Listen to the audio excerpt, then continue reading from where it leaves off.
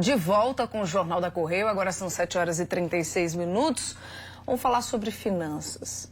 A tecnologia é certamente uma grande aliada nossa, né? Por exemplo, ela nos ajuda na comunicação. O que a gente está fazendo aqui agora, gente? Eu estou falando daqui, você me assiste do outro lado. E isso só é possível através das tecnologias. Mas, às vezes, parece que ela assusta um pouco, né? Provoca aí um estado de atenção, vamos dizer assim, uma ameaça à perda de empregos por conta dessas tecnologias que têm invadido cada vez mais o nosso dia a dia. Mas para nos ajudar a entender melhor todo esse movimento de mercado e tudo mais, nosso colunista está aqui, Guilherme Bahia, para conversar com a gente. Boa noite para você, Boa noite, Guilherme. linda. Bom, vamos lá. A gente tem visto aí uma lista de profissões que podem ser afetadas, ou melhor dizendo, mais afetadas por esses avanços tecnológicos. E aí eu te pergunto, muita gente acaba se sentindo ameaçado por esses avanços, por essas novas tecnologias.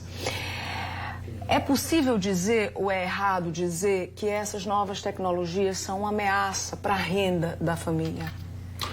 De certa forma, sim, porque algumas famílias vão ser afetadas de maneira mais direta. Mas, por outro lado, as inovações tecnológicas trouxeram grandes transformações que permitiram a criação de mais empregos. É fácil de entender. Haveria um mecânico se não fosse criado o motor? E o que seriam dos cocheiros, por exemplo, de quem conduzia charrete quando surgiram os carros?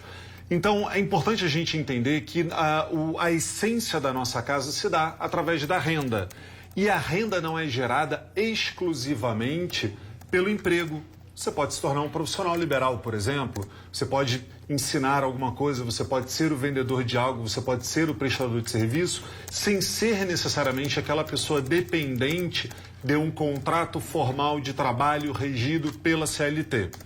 Então, estar preparado, seja através das tecnologias, e eu acho que vale muito a pena usar, mas também preparado para o mercado como um todo, não só o de trabalho, vai fazer com que a sua família se torne menos sujeita a essas mudanças de tecnologia. Então, é bom estarmos preparados para tudo. Porque há quem diga, por exemplo, que a inteligência artificial vai atrapalhar ou vai mexer no mercado do aconselhamento financeiro.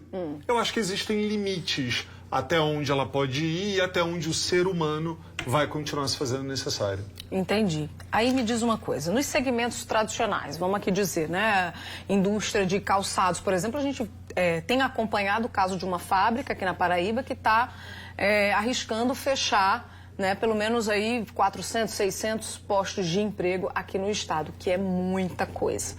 Hoje a gente teve aí a informação da Marisa, a empresa que já comandou o fechamento e encerramento das atividades de 20 lojas no país e a expectativa é que 50 estejam aí sob avaliação. Ou seja, a gente vê um movimento no mercado não, vamos dizer assim, satisfatório para postos de emprego. E aí eu te pergunto, para quem perde esse emprego ou para quem está à procura de os próximos meses, qual é a previsão? A gente está vendo aí, seria um cenário ruim que a gente tem pela frente, e qual seria a saída para essa turma que ou perdeu o emprego ou está à procura de Linda, se a gente pega um celular, por exemplo, e eu estou olhando dessa direção, eu vou estar vendo ele de uma forma muito específica. Mas quem olha da direção contrária vai vê-lo numa outra forma. Então é um jeito de se ver o problema. O que eu quero dizer com isso é que quem está preocupado com a relação de emprego em si pode se atrapalhar e pode ter dificuldades. As pessoas menos preparadas em termos de formação, seja acadêmica, mas também a preparação comportamental, e ela é fundamental, essas pessoas vão ter mais dificuldade de recolocação. Agora, a economia é uma ciência social e ela lida com as médias. Então, se algumas pessoas tendem a se dar mal, por outro lado, algumas outras tendem a se favorecer. Então, a incidência dos aplicativos, por exemplo, para você pedir alimentação, fez com que garçons perdessem seu emprego? Certamente que alguns sim, mas houve toda uma movimentação da economia para que motoboys, os mecânicos das motocicletas. Então, sabe, vai virando uma cadeia que tudo de alguma forma se mexe e aí pode acontecer de que novos empregos sejam formados. O ponto principal é que as pessoas não estejam atentos à dificuldade, mas ao mecanismo da preparação para o mercado. E aí, volto a dizer, ninguém precisa estar sujeito necessariamente ao contrato formal de trabalho da CLT, mas pode aprender a se virar para novas profissões, para se empregar, para gerar renda de várias outras formas. Entendi. Aí eu te pergunto o seguinte, toda a base está na educação? Por exemplo, a geração de renda de uma família, ela tem como base a educação? Seria vamos dizer, essa a saída para se investir?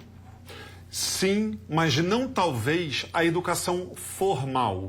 Não há necessidade de você ser um profissional bacharel em alguma ciência, seja nas ciências jurídicas, que seria o advogado, seja em administração, como é o meu caso. Então, o importante é você entender que essa educação ela pode ser uma educação voltada para a geração de renda.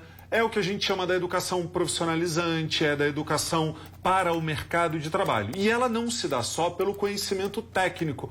Aprender a costurar é importante, mas saber que tipo de roupa, que tecido, que cor, que caimento, como fazer tudo isso, tende a favorecer que uma costureira ela possa se tornar, de repente, dona de uma confecção ou de uma loja de roupa, ou enfim, as possibilidades da aplicação das habilidades de uma pessoa se tornam muito maiores. E é nisso que as pessoas deveriam se preocupar. Tá vendo aí? Dica dada. Obrigada, hein, Guilherme? Até a próxima. Bom jantar para você. Sei que você ainda não jantou e até semana que vem. Até semana que vem. Muito bem.